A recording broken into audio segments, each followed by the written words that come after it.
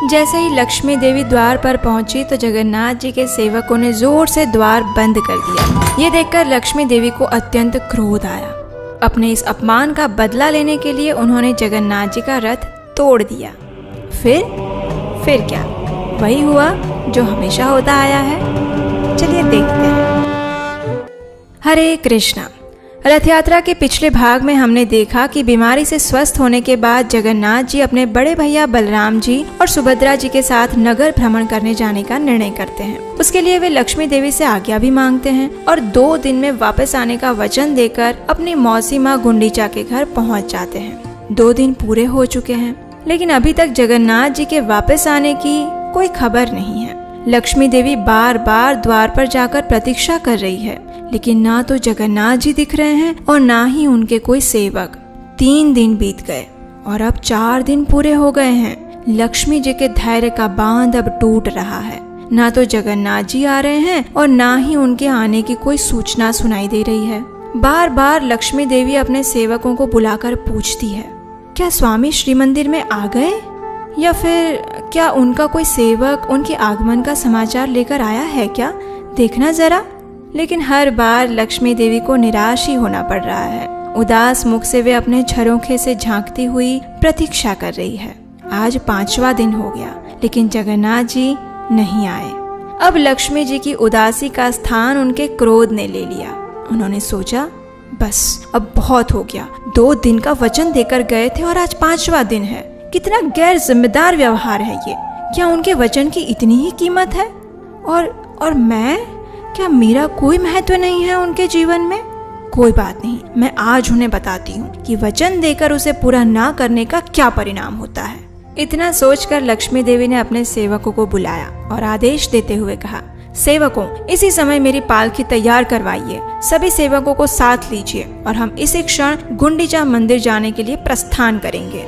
लक्ष्मी देवी का आदेश पाते ही उनके सेवकों ने सारी तैयारियां शुरू कर दी। लक्ष्मी जी के लिए एक विशेष पालकी तैयार करवाई गई, उन्हें सजाया गया और अपने संपूर्ण ऐश्वर्य और ठाठ के साथ लक्ष्मी देवी पालकी में बैठकर गुंडीचा मंदिर जाने के लिए निकल गई।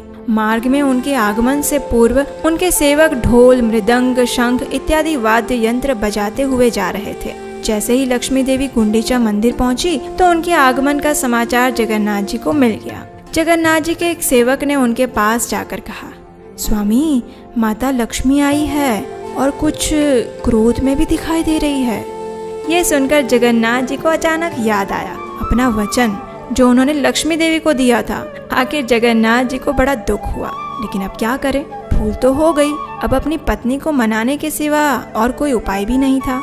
लेकिन उनके सामने जाए तो जाए कैसे, और वो भी ऐसे समय में जब लक्ष्मी देवी इतने क्रोध में थी। कहीं श्राप दे दिया तो फिर से? नहीं, जगन्नाथ जी ने सोचा, इस समय उनके समक्ष जाना ठीक नहीं। जब उनका क्रोध शांत हो जाएगा फिर देखेंगे। अब इधर लक्ष्मी देवी की पालकी जैसे ही गुंडीचा मंदिर के आंगन में पहुंची तो जगन्नाथ जी के सभी सेवक गण वहां एकत्रित हो गए। उन्होंने देखा, अरे लक्ष्मी देवी अत्यंत क्रोध में हैं और बस मंदिर में प्रवेश करने ही वाली है। और तभी जगन्नाथ जी के सेवकों ने मंदिर का द्वार जोर से बंद कर दिया। ये देखकर लक्ष्मी देवी को अत्यंत क्रोध आया। उन्होंने सोचा, स्वामी, आप यहाँ मेरे बिना ही अपने बड़े भैया और बहन सुभद्रा के साथ बड़े सुख पूर्वक रह रहे हैं। आपने मुझे वचन दिया था कि आप 2 दिन में वापस आ जाएंगे, लेकिन आज 5 दिन हो गए हैं और आपको इस बात का थोड़ा भी विचार नहीं आ रहा है कि मैं आपकी प्रतीक्षा कर रही होंगी। कोई बात नहीं, जैसी आपकी इच्छा, अब आप यहीं पर रहिए। ये सोचकर लक्ष्मी देवी ने अपने इस अपमान का बदला लेने के लिए अपने सेवकों को एक भयंकर आदेश दिया। उन्होंने कहा, ये रहा मेरे स्वामी का रथ नंदी घोष, जाओ उसे तोड़ दो। और लक्ष्मी जी के सेवकों ने भी अपनी स्वामिनी का आदेश पालन करते हुए जगन्नाथ जी का रथ तोड़ दिया। और वहाँ जगन्नाथ जी के सेवकों और लक्ष्मी देवी के सेवकों के बीच में थोड़ी मार पिटाई भी हो गई। उसके बाद लक्ष्मी देवी चुपचाप वहाँ से वापस श्री मंदिर आ गई, लेकिन इस बार वे मुख्य मार्ग से नहीं आई, अपितु हेरा गोहरी गली से आई। उड़िया भाषा में हेरा का अर्थ होता है देखना। जब लक्ष्मी देवी अपने पति जगन्नाथ जी को देखने के लिए 5वें दिन आती हैं, तो उसे हेरा पंचमी का उत्सव कहा जाता है। अब 7वें दिन गुंडीचा मंदिर में जगन्नाथ जी, बलदेव जी और सुभद्रा जी का संध्या दर्शन किया गया। सभी भक्तों ने उसमें उत्साह पूर्वक भाग लिया और जगन्नाथ जी के दर्शन किए। 8वें दिन तीनों भाई बहन के रथों को वापस श्री मंदिर जाने के लिए दक्षिण दिशा की ओर मुख करके रख दिया गया और 9वें दिन ये रथ वापस श्री मंदिर जाने के लिए तैयार हो गए। जगन्नाथ, बलदेव और सुभद्रा जी ने माता गुंडीचा से वापस जाने की आज्ञा ली, उन्हें प्रणाम किया और वापस अपने रथ पर आरूढ़ हो गए। इस वापस जाने की यात्रा को बहुड़ा यात्रा के नाम से जाना जाता है। इसमें इतनी धूमधाम नहीं होती। अब देखिए, बलदेव जी और सुभद्रा जी का रथ तो सीधा सिंह द्वार तक आ जाता है, लेकिन जगन्नाथ जी सिंह द्वार जाने से पहले गजपति राजा के महल के द्वार पर कुछ देर खड़े रहते हैं और उसी समय लक्ष्मी जी के सेवक ये सूचना जाकर लक्ष्मी देवी को देते हैं। ये सुनकर लक्ष्मी देवी मन ही मन प्रसन्न होती है। आखिर उनके स्वामी जो आ रहे हैं वे श्री मंदिर से बाहर आकर चानी मंडप में आती है और फिर रसोई घर से होकर भेंट मंडप में प्रवेश करती है और इस प्रकार 10 दिन बाद उन्हें अपने स्वामी के दर्शन होते हैं। इसे लक्ष्मी नारायण भेंट या फिर चानी मिलन भी कहते हैं। उस समय लक्ष्मी देवी को जगन्नाथ जी का विशेष हार प्रदान किया जाता है। वे जगन्नाथ जी के रथ नंदी घोष की प्रदक्षिणा करती हैं और फिर श्री मंदिर में उनके आगमन की प्रतीक्षा करने के लिए वापस श्री मंदिर चली जाती है। कुछ समय बाद जगन्नाथ जी का रथ भी सिंह द्वार पर आ गया।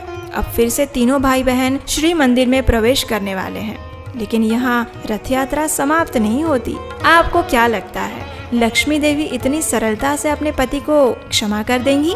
जी नहीं। बलदेव जी और सुभद्रा मैया को तो सीधा श्री मंदिर में प्रवेश मिल जाता है, लेकिन हमारे प्यारे जगन्नाथ जी बाहर ही फंस जाते हैं। लक्ष्मी जी के आदेश से उन्हें प्रवेश करने के लिए मना कर दिया जाता है। जगन्नाथ जी हाथ जोड़कर लक्ष्मी देवी से प्रार्थना करते हैं। उनके सेवक भी क्षमा याचना करते हैं, लेकिन लक्ष्मी देवी नहीं मानती।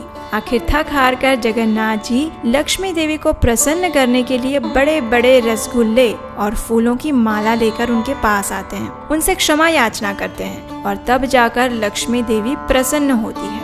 आखिर पति पत्नी की इस मीठी नोकझोंक समाप्त हो जाती है और जगन्नाथ जी के लिए श्री मंदिर के द्वार खोल दिए जाते हैं। तो यह है संपूर्ण रथ यात्रा उत्सव की कथा। ये कथा आपको कैसी लगी, ये हमें नीचे कमेंट बॉक्स में लिखकर जरूर बताइए।